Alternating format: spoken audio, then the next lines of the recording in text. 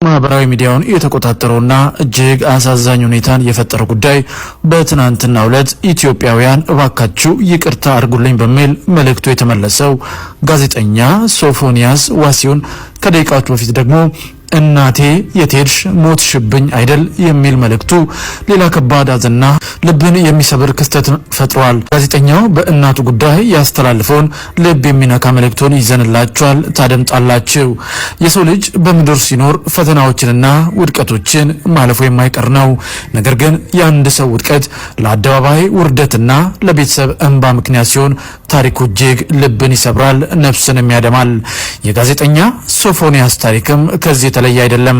በብዙ መከራ ልፋትና እንባ ልጃቸውን አሳድገው ለቁም ነገር በቃልኝ ከዛሬ ነገ አግብቶ የልጅ ልጅ ያሳየኛል ብለው በተስፋ ሲጠብቁ የነበሩትን የእናት ልብ እየተሰበረ አንገታቸውን የሚያስደፋ ከባድ ማህበራዊ ውርደትና መከራ ነበር። ለወራት ያህል እንግዲህ የት እንዳለ ሳይታወቅ ከቆየ በኋላ ዛሬ በእግዚአብሔር ቸርነት ወደ ቤቱ ተመልሶ በመላው የኢትዮጵያ ሕዝብና በአድናቂዎቹ ፊት ቀርቦ በአደባባይ ይቅርታን ሲለምን ማየት እጅግ ልብ የሚነካና የሚያሳዝን ትዕይንት ነው። ይህ ግን በዚህ ብቻ አላበቃም። ወደዚህ አይነት ልምምድ የገባበትን አጋጣሚም ልብ የሚሰብርና ፍጹም ያልተጠበቀ አጋጣሚ እንደነበረ በይፋ ገልጿል።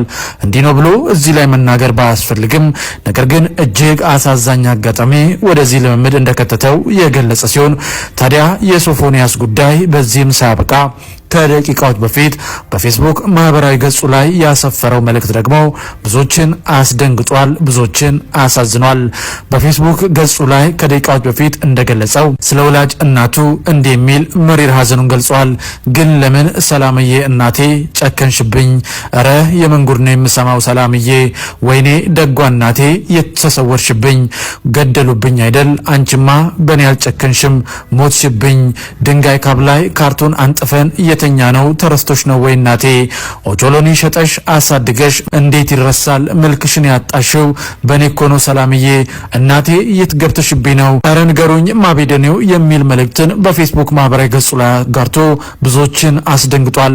ታዲያ በዚህ መልእክቱ ስር እውነት ወላጅ እናቱ በሞት ተለይተውስ ወይስ አሁን አጠገቡ ስላላገኛቸው ፍርሃቱን የገለጸበት መልእክት ይሆን የሚለው በዚህ ጽሁፍ ሐሳብ መስጫው ስር ብዙዎች የወንድማችን ትንሽ የሕክምና ክትትል እንደሚያስፈልገው የተናገሩ ሲሆን ፍርሃቱን የገለጸበት እንጂ እናቱ በሞት አልተለይም የሚሉ እንዳሉ ሁሉ አንዳንዶች ግን ነፍስ ይማር እያሉ ሲያጽናኑት ጭምር ተመልክተናል።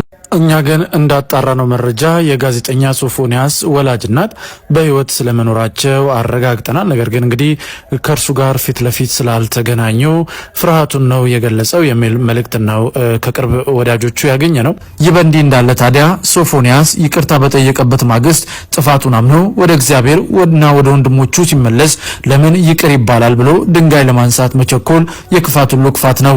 መጽሐፍ ቅዱስ እግዚአብሔር ሰውን እንዴት ባለ ታላቅ ፍቅርና ምህረት እንደሚቀበል በግልጽ ያስተምረናል። እግዚአብሔር አምላክ የሰውን ኃጢአት አይቶ ፈጽሞ ፊቱን አያዞርም።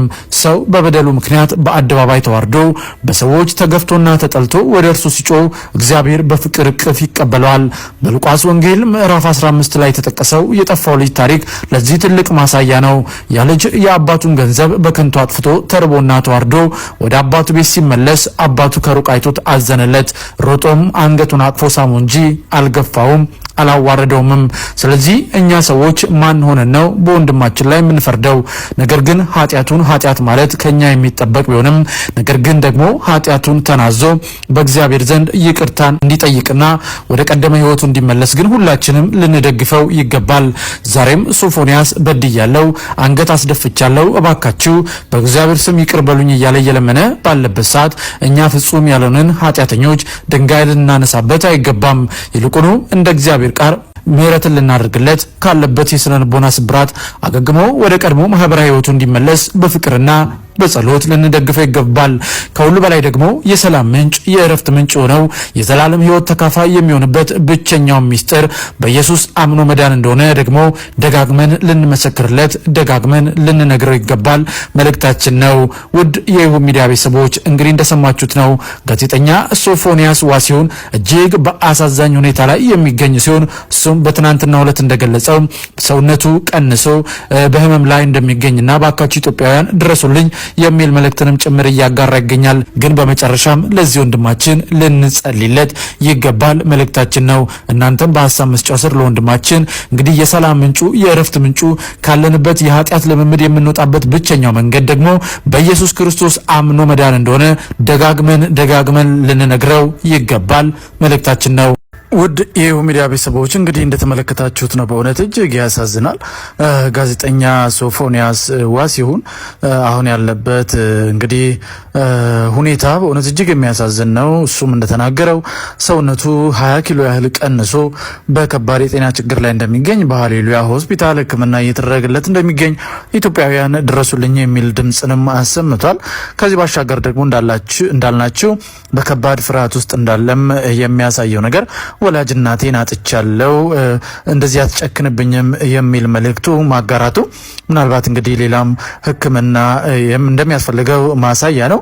እኛም እንዳልናችሁ ከቅርብ ሰዎች ለማረጋገጥ ሞክረናል። ወላጅ እናቱ በሞት አልተለዩም።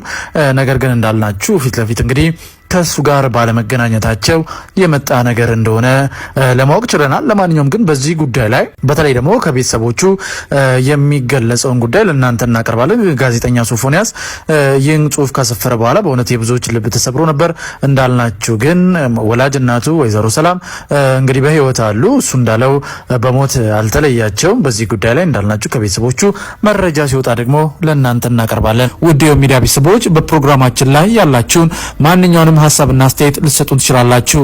እኛም ደግሞ እናንተ ብትሰሟቸው ብታውቋቸው ያልናቸውን አዳዲስ መረጃዎች ወደ እናንተ ማቅረባችንን እንቀጥላለን።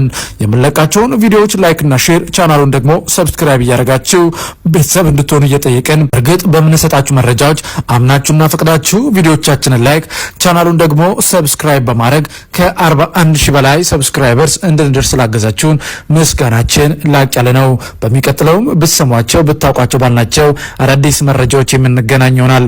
እናንተም እንደውል ጊዜው ይሄን ብትጨምሩ፣ ይሄን ብትቀንሱ፣ ይሄን ብታሻሽሉ እያላችሁ ሐሳብና አስተያየታችሁን እንድትሰጡን እየጠየቅን በሚቀጥለው በሌላ ፕሮግራም እስከምንገናኝ በያላችሁበት የዓለም ጥግ ሁሉ የጌታ ሰላምና ፍቅር ከሁላችሁ ጋር ይሁን እያልን በዚሁ ተሰናበትን። መልካም ጊዜ ይሁንላችሁ።